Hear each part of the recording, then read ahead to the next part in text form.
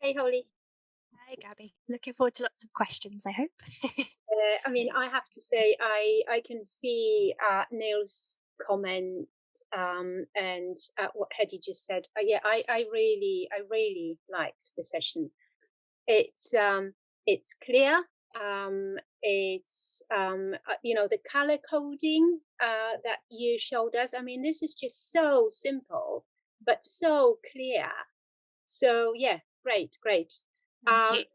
First of all, I think what I want to ask you Mhm. is what you said at the very beginning of the session, and I could see that Neil commented on this and Steve as well. It's about why we don't really focus enough on learning objectives or learning outcomes. I'm going to be referring to learning objectives as learning outcomes, if you don't mind. It's yeah. That's fine. So so why is it that we don't talk about it?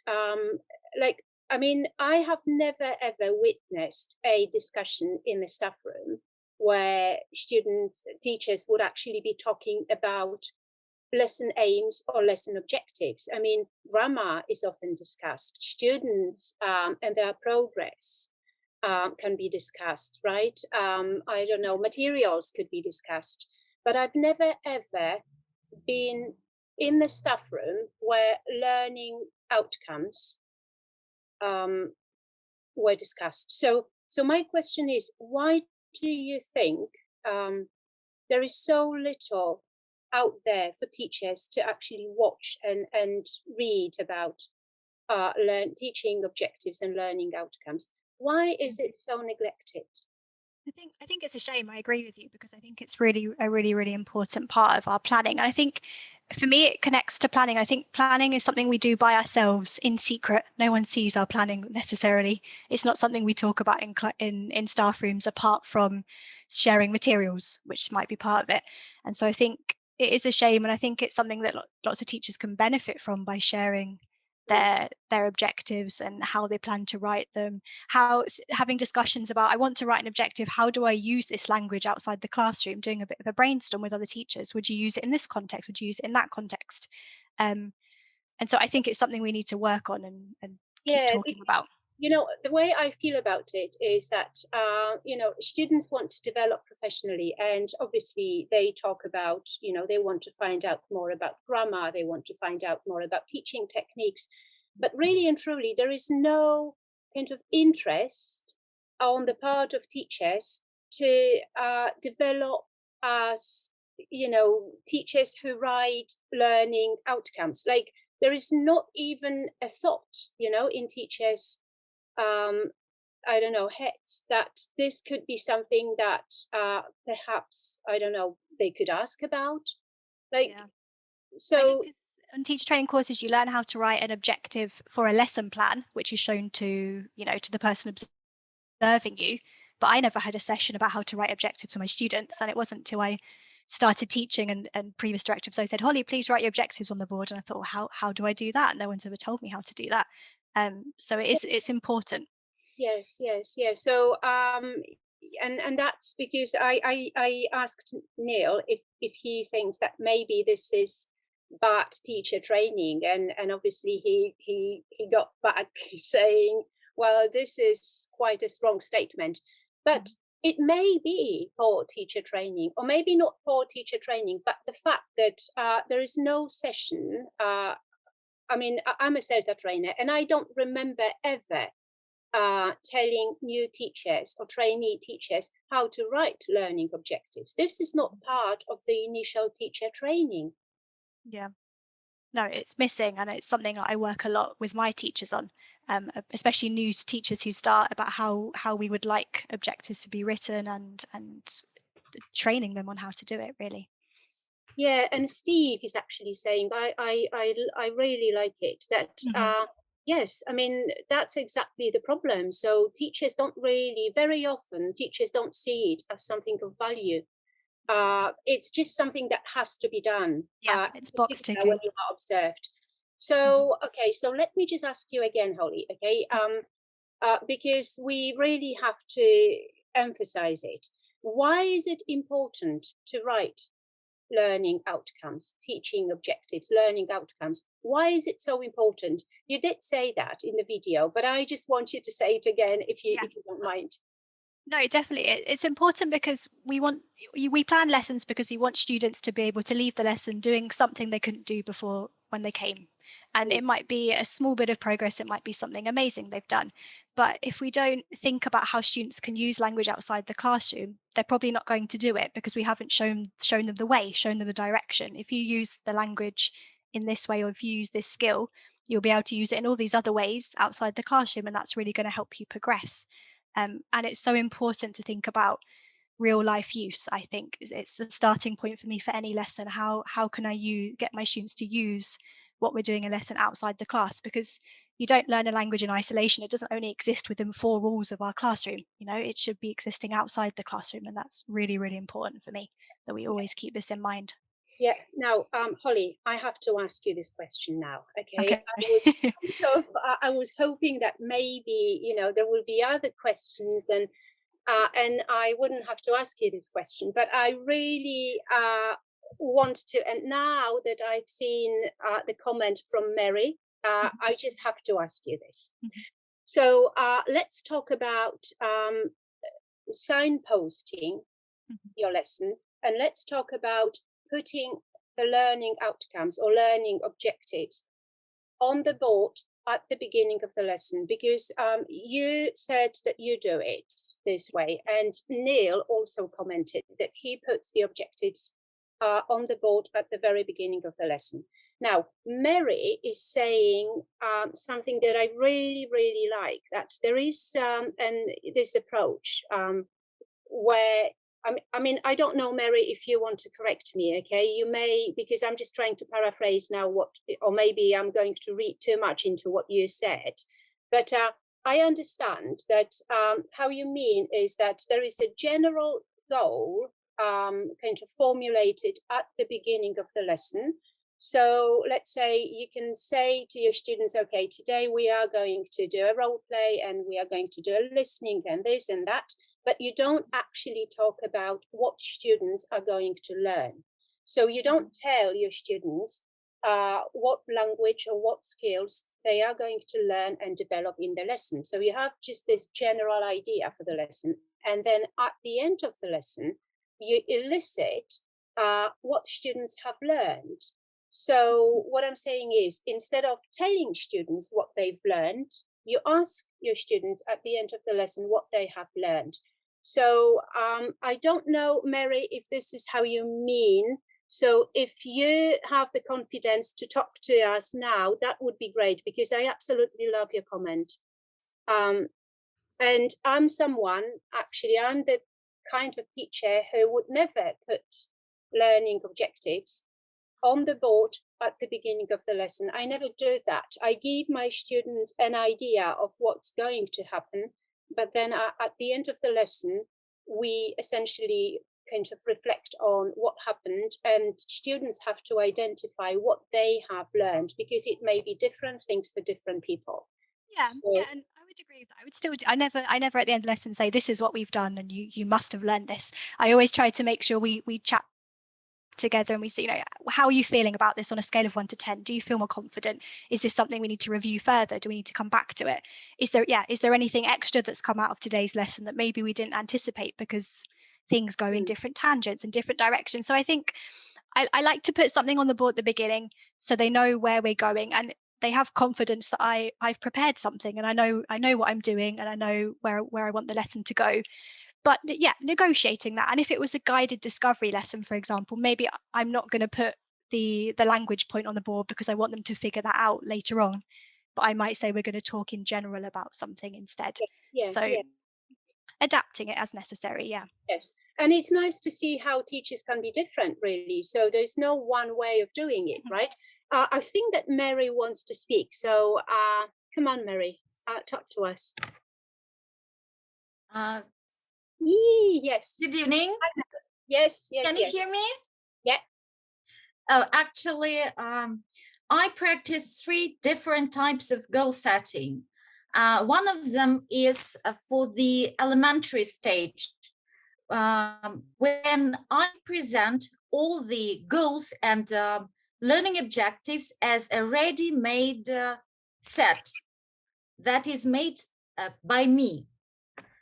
And I always present it on a special cards for my students who have maybe poor hearing or poor eyesight or any other issues that can interfere with learning.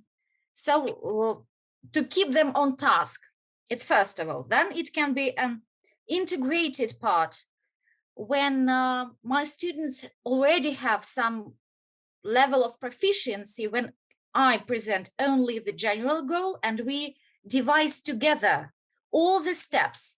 And I always mind that there is no one and only learning objective or learning goal for every student, since the entry level of all the students are different and the capacity to perceive information at one particular lesson also differs. This is a great point, because I think you are talking about differentiated teaching. So you, and it's a great point. I wonder how you feel about this, Holly, because as a matter of fact, yes, putting your objectives on the board means that it's the same objectives for the whole class, when in fact some students may have different needs, right? So how do you, thank you, Mary, for this. This is a really, really great comment. How do you feel about this, Holly? I think it's all about how you review it at the end of the lesson. So I think having the same objective is fine, but everyone's going to make different progress on that objective in that lesson. Not everyone's going to get to the same point, and that's okay, you know. And it's our role as teachers to differentiate our materials and to make it accessible for everyone.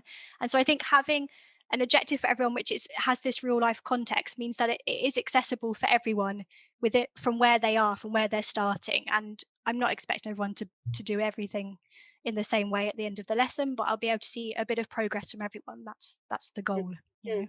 Yeah, yes. I think that Neil wants to comment on this as well. I don't know if, yes. Oh, I can see Neil's face. Hi, Gabby, Holly, thank you very much indeed.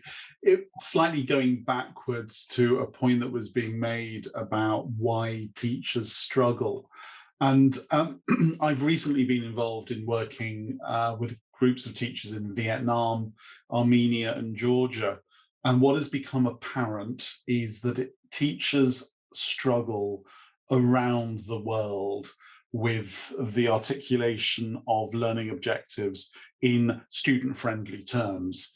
And I begin to wonder whether this is related to the fact that on many training courses, particularly CELTA and TESOL, that it happens very early on in week one, where course participants are bombarded with information. They need to know how to put together some kind of lesson plan.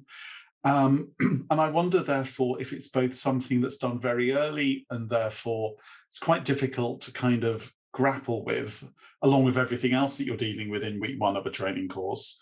But I also suspect, from the fact that this is a global phenomenon, that much like feedback, it's late acquired, that it's something that's covered early in the teaching toolkit, but it's something that teachers really only get to terms with much later on. It is interesting, by the way, that the British Council are now including explicit training on SMART objectives in a lot of their online teacher development programs. They clearly see its importance globally, not just for British Council's own teachers, but actually for the teachers that they are involved in educating on their teacher education OTC platform. Yeah, thank you. Yeah, absolutely. But you know, Neil, since you are already here, can I ask you another question? I already asked you in the chat, but I can ask you again. Do you think that you know, there is this expression that you can't teach what you don't know, right? Right. So do you think that that the moment a teacher formulates learning objectives and teaching objectives, they know exactly what they are about to teach? Do you think that this is the case, or do you think that teachers are sometimes very mechanical? So, like, you see, when, for example, like what Holly showed us, I absolutely loved it, the color coding, and but then I kind of feel that this, at some point, teachers fall into the trap of just copying this too mechanically. And then at some point, there is this risk of, I don't know, like just getting too mechanical, too automated. So you kind of copy phrases as opposed to your real intentions for the lesson. I mean, I don't know. It's just my personal worry that sometimes this is what happens. So I wonder how we could avoid this, because obviously new teachers will need this you know, the color coding and the structure. But then the more you teach, the more you kind of want to go further. I mean, I don't know if I'm making sense now. I just really fear that sometimes teachers are too mechanical. So it's yeah.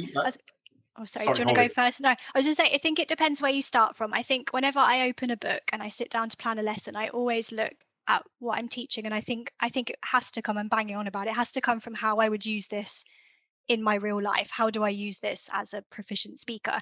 I think that's where everything should come from. And that should stop it being mechanical, I think, because you're thinking about how language is actually used or how the skills are actually used. And if that is your starting point, and using the context of the materials you currently have, then each objective should be different depending on how you're presenting it, I think. So it shouldn't be mechanical if that's where you're starting from, which I think is where you should. Yeah, and I have to say I love this idea, because it all starts with this real application and with your students, right? Yeah. So if you know how your students are going to use the language outside the classroom, right? This is how you write your learning or teaching objectives, right? And it might be different for different classes. You might teach the present simple to one class, but they have completely different motivations for being in the class, maybe they will work in hospitality, so they're going to use that language in a different way to another group of students. And that's where we can differentiate and where we can start from. Yes, but do you understand where I'm kind of... It's the word mechanical that is interesting. And perhaps if I can demonstrate this in real time. Yo non hablo español. Entonces es una respuesta non muy corriente. I don't speak Spanish, so that was a very hesitant, you might describe as a mechanical response.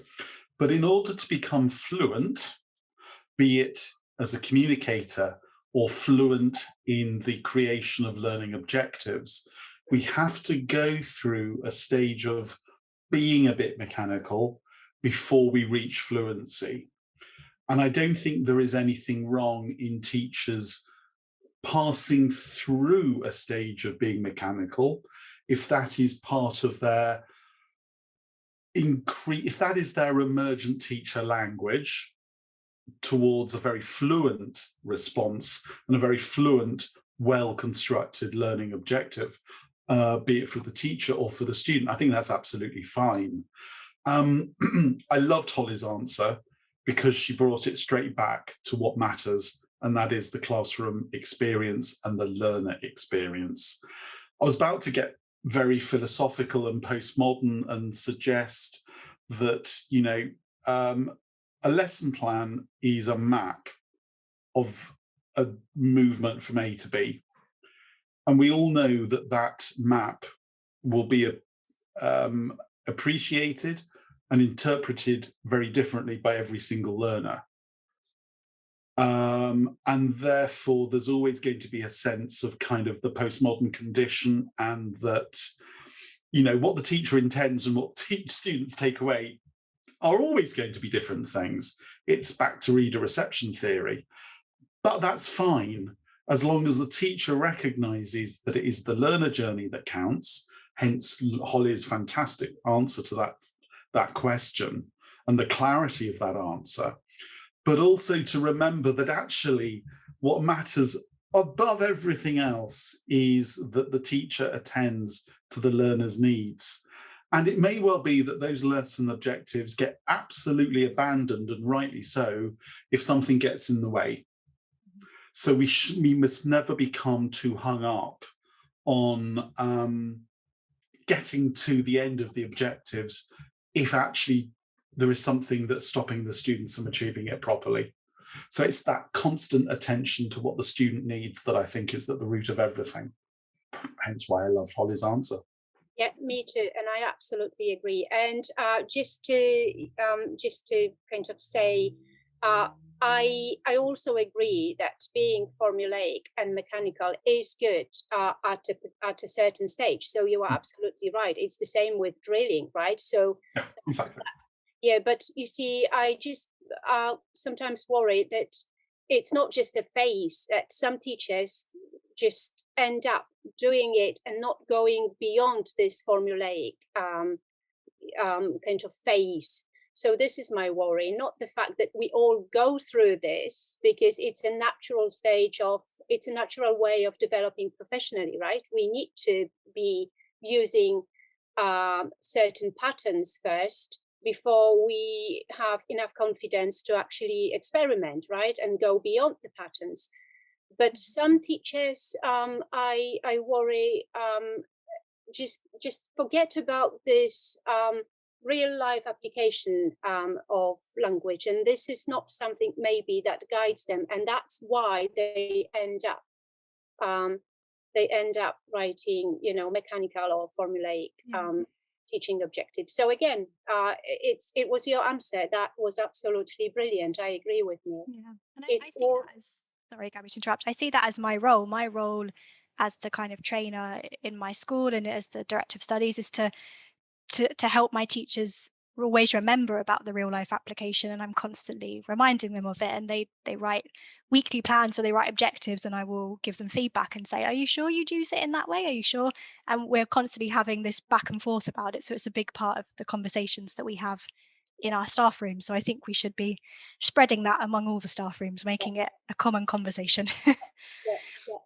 Yeah, so I don't know if there are any other questions from in the chat, because I was listening to you and Neil, and I completely ignored the chat for a second. Oh, can't see any. Yeah, okay, I can't really see any questions coming in. So I'm going to ask you another question.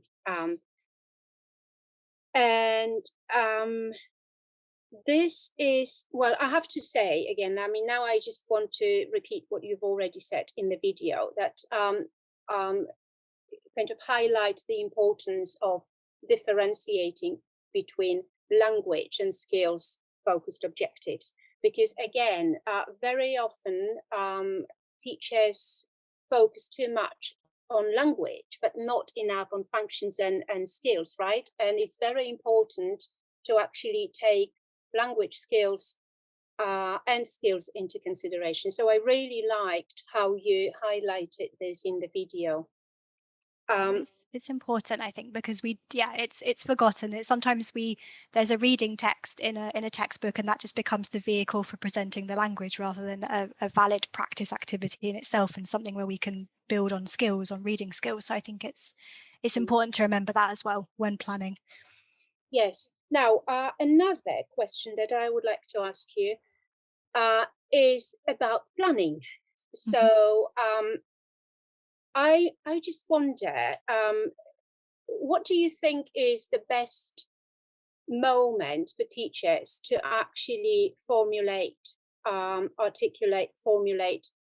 the learning outcomes or teaching objectives? Is it at the beginning of the planning process, or is it at the end? Because this is something very, very interesting, because I feel that teachers have different approaches to this. So I wonder how you feel about this. I mean, well, from my personal experience, the way I do it is I often do formulate my objectives at the end. So I'm a big fan of PowerPoints and creating nice PowerPoints for my students, and I'll go through the process of creating it, figuring out what I'm teaching. And once I've got all my materials, that's the point I go, right, what are we doing with these? And I'll often formulate them at the end. I don't always start with them, but it depends what I'm teaching. But generally speaking, I'll formulate them at the end of the planning process.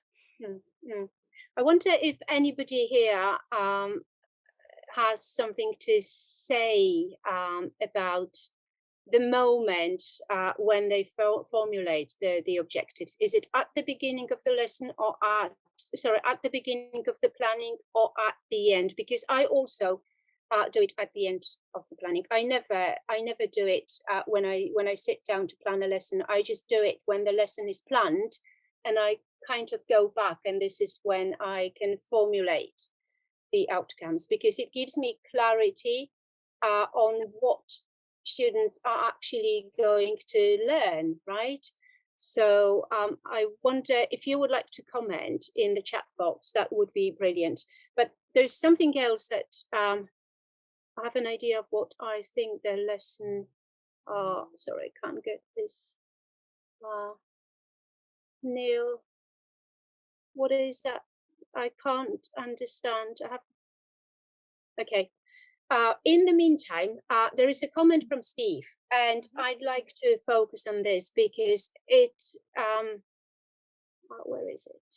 It's about meeting. Okay, so Steve is saying, what would you do if you were observing a teacher and the objectives were not on the board, but were on the board but not being met?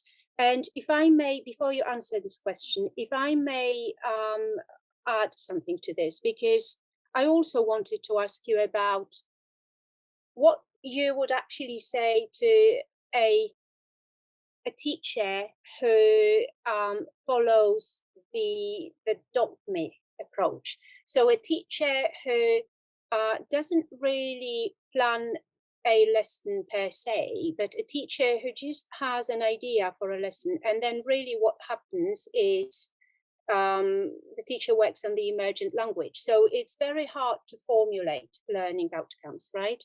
So I feel that Steve's question is a little bit similar to my question. So yeah, I think it depends on what's happening in the lesson, doesn't it? If lesson objectives are on the board and the lesson goes on a tangent because of an emerging need from the students, as Neil was saying, we're always focusing on what the students need in class. If it's a valid tangent and they're going in that direction, then I would be happy with that, because it's responding to the students' needs, what they need in that moment.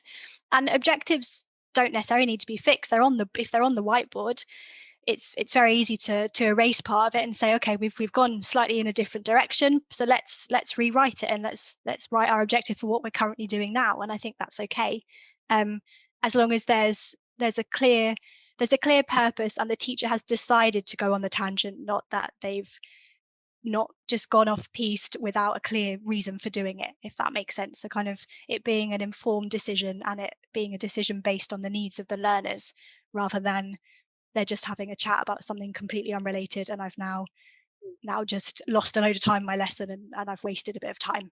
That's the way I would deal with it, I think. So what you're saying is that teaching objectives are not kind of set in stone. It's not written in stone. No. So we do it to guide us, but then the most important thing is the students. Yeah, they should be the focus of everything. They're the reason we're in the classroom, and we need to respond to them and help them and react to their needs, definitely. Yeah, because it often happens that teachers forget about the students, and they just teach to the lesson plan. They really teach the lesson plan. They don't teach the students, right? So yes, yes. Neil is saying, so many comments. listen, Neil is saying, I have an idea of what I think the lesson will give the students in terms of additional skills and awareness, and have that in mind while I plan. I then refine. Yeah, yes. So, in a sense, this is exactly what you said, right, Holly? Yeah, having a direction when you plan, but sort of making it a bit more concrete by the end of it. Yeah, I would agree, especially if you're using a book. You know, your book maybe is your starting point, definitely. Yes, and then Mary is saying, the reflection on the previous lesson plays a great role in framing up the general goal. We should always be a communicative one, and the objectives of the upcoming lesson. So, yeah, so if I understand it correctly, so Mary is saying that, again, I mean, this is addressing students' needs, right? So it's about planning your lesson based on the needs that you've identified in the previous lesson. So yes, Yeah. yes. And this could be based on the reflection section when you go back to the objectives and the students tell you how they feel about them. If they all went not feeling too great on that objective, can we go back to it? That's your starting point for the next lesson directly, you know, carrying on from where you left off and making sure they feel confident by the end of it. Yes, yes. I wonder if, sorry, I'm just trying to very quickly just go through the comments in the chat. Yeah, I mean, Steve was saying earlier that as a learner, he always wants to know at the beginning of the lesson what he can expect to have learned by the end of the lesson. Yeah, but you see, I mean, yes, but there are different, I sometimes wonder, I mean, I must have said it many times that we teach the way we we were taught, or we teach with our personalities in a sense. So like, I personally don't like to see when I say have a lesson, it doesn't have to be a language lesson, any lesson. I wouldn't like the teacher to tell me what I've learned. As a matter of fact, I'd hate it, you know, if the teacher said to me, oh, today you've learned this, this, and this, because I kind of like to reflect on what happened in the lesson. So I like to formulate my own learning outcomes as a learner. So this is how I teach my lessons. This is the reason why I never put the objectives on the board. I only give students a general idea of what's going to happen. But then I really believe that students should be able to kind of pinpoint what they have, how they have benefited from the lesson and what they've learned. It should be on the students, not on the teacher. Yeah, yeah. I mean, I feel very strongly about it, to be honest. I think it's about how you frame them. I just saw a comment from Steve in the chat, which I agree with, that for me, I use it to show the students what we're planning to do in the lesson, what to expect from the lesson, what I have prepared for them, because I think that's part of being a professional teacher and showing that you've planned something and you know where they're going. But at the end, as a reflection tool, as you were saying, Gabby, so I don't tell them you have learned this. I sort of say, how do we feel? I frame it, how do we feel? It's it's kind of a reflection discussion, I suppose, in the last 5 minutes. How do we feel? Anything we want to review? And it's for them to tell me how they're feeling, and then I put that into action for my next lesson. So I think it's all about how you frame it, rather than it being prescriptive, it being an open discussion and a collaboration as a group. Yeah. Yes, I mean, it may actually be, Neil, strongly disagree about some of the points being raised here. Oh, I love when people strongly agree or disagree. I like when people disagree. So, Neil, we really want you to comment now. And can you hear me okay? Yeah.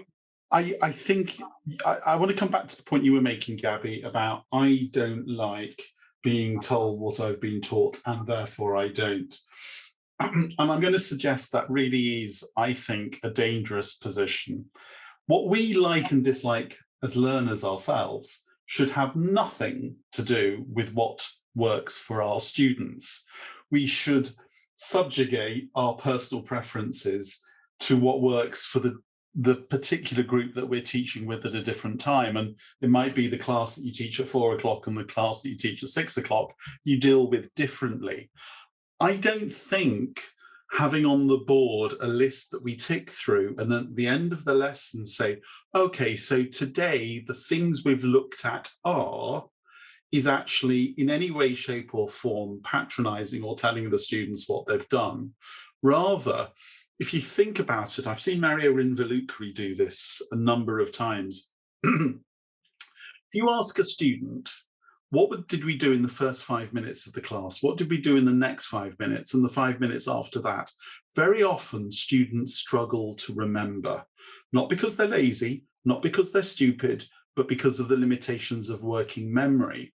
So mechanically saying you did this and then you did this and then you did this isn't terribly useful, but we can use that review, the tick list of this is what you've achieved today. Well done, class. So we began by looking at this, pause, see if anyone's looking up and smiling or if they all look kind of confused, can in fact be a very, very valuable opportunity to get silent feedback from the class in terms of how things went.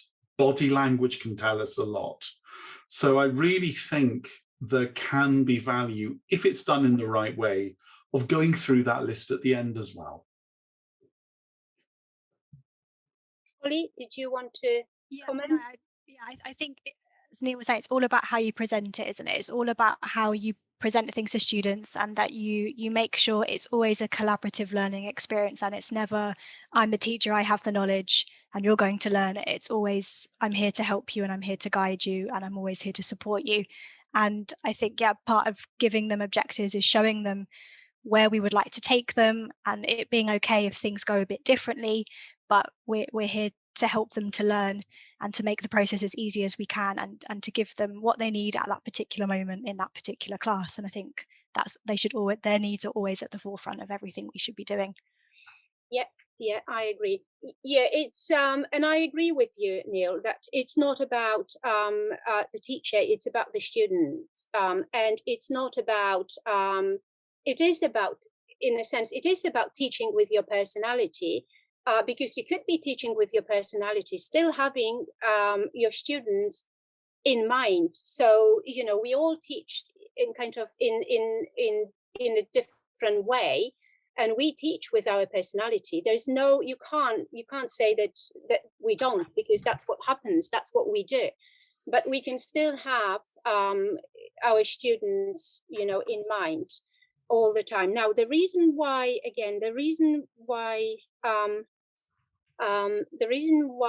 I insist on kind of not telling students what is going to happen in the lesson is simply because of my beliefs as a teacher and as a learner, or maybe first as a learner, and obviously this affects my beliefs as a teacher because that's how it is. And I do believe that the moment I, for example, say to my students that today we are going to study the present perfect, the students will be very happy with just this information, even though we know this is not a properly formulated teaching objectives because it's too general. But I'm happy with that. But then I kind of believe that at the end of the lesson, as a teacher, I could elicit what aspect of the present perfect has been taught. So it's for the students to it's the guided discovery. They tell me what they've just learned. So I don't need to be telling them that you are going to be studying the present perfect for past actions that have, a present result, a result in the present. So this is the reason why I do it this way. But again, it's because, and this is the reason why I feel strongly about it, because it's my beliefs as a teacher. But my beliefs as a teacher are based on my beliefs as a learner. So, and that's how I mean that we teach with our personality. Yeah. Sorry. Yeah, I was going to say, and then I guess my experience is probably different to yours, because I like to know where I'm going. I like to know what's happening. And I guess as long as we do it in the way that maybe the way the students want it to be done, then that's the main thing. And as long as they're happy with the way we present objectives, but I would always have something about real life in there every time, even if I was going to take out the language point, even if I was going to say by the end of the lesson, we'll be better able to talk about our family and friends. Maybe I'm going to take out the adjectives, but I still want them to know what they could do with it. Because I think if we don't set it from the beginning, they're going to forget. And we should start from the real life use of the language before, at the forefront of everything, and that's how they're going to be able to use it outside the classroom, in my opinion, to making sure that's really clear. Yeah. I'm just looking at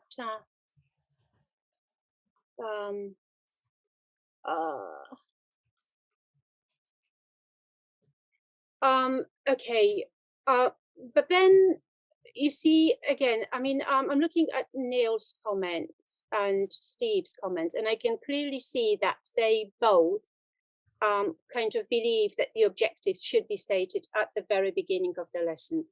And in a sense, I think it's great that people disagree with this, because you know, there are different ways of doing things. And as you said, Holly, I mean, the most important thing is to kind of have, not to forget that it's not the teacher, but the students who really, you know, should be the focal point of your planning and your teaching.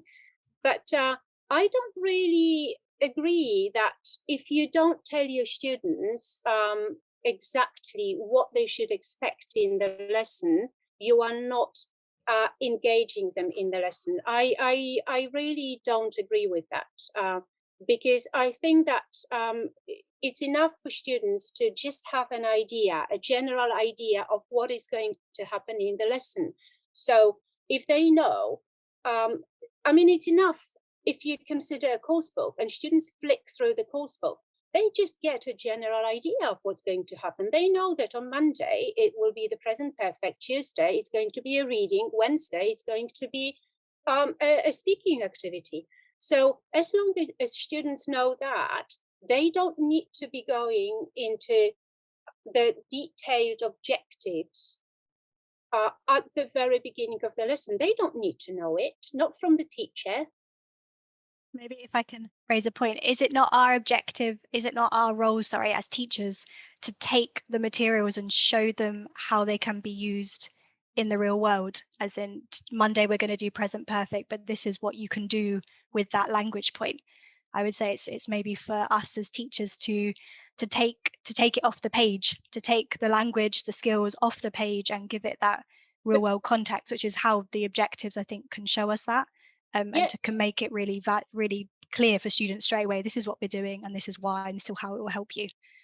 And I absolutely agree. But my point, the point I'm making is that it's enough to tell students at the beginning of the lesson what is going to happen, and then the detailed learning outcomes could actually be elicited from the students.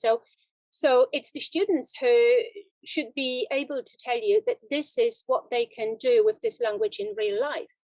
So kind of instead of saying that, oh, you can use, students will be better able to use adjectives to describe people they know. I mean, this is something that they could tell you at the end of the lesson as well. As long as they know that today they will be studying adjectives to describe people, at the end of the lesson, this could be elicited. So how can you use it in real life? Well, we can use it to describe people we know. So making this connection between real life and learning outcomes could happen either at the beginning of the lesson or at the end of the lesson.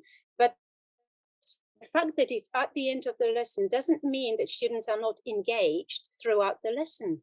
This is the point I'm making, really. So I'm just trying to say that this issue of putting learning objectives on the board is something that some teachers may take issue with. Yeah, I can understand that point. I would just say, I think it's all about how you decide. Again, it's how you decide to present it to your particular group of students and how you know them, how you interact with them. And I think for higher levels, I think they could you could elicit from them by the end, but I don't know if an elementary class would be able to tell me, unless I explicitly told them how to use it in real life, if they could tell me how they would use it, possibly depending on the limitations of their own language and their experiences of maybe their own knowledge of their own first language. If they don't know how they use grammar in their own first language necessarily explicitly, they might need a bit of help getting there, and that's maybe our role to show them how they can use it. Depends on the group of learners, I think, and the level. I'm looking at the comments now and look, it's almost the end of the session, and I really feel like I would like to respond to all the comments from Steve and Neil, and this is almost the end, which is a shame. What is going to happen is about procedures, motivation and assessment. Learning objectives are also a basis for peer assessment and self-evaluation. That's why they should be presented at the beginning. So clearly Mary agrees with you guys as well. I'm not going to change my mind about what I believe in, but I really, I hope that people all the attendees, we have quite a nice group today. I hope you have all benefited from this discussion, and we really hope that it was food for thought. Holly, yes? Yeah, I think we've had some good discussions today, and it's good that we're talking about it. That's the main thing. If we start talking about objectives, it becomes part of our conversations in staff rooms, and that's what we want. We want these conversations to happen, and it not to be a hidden topic anymore.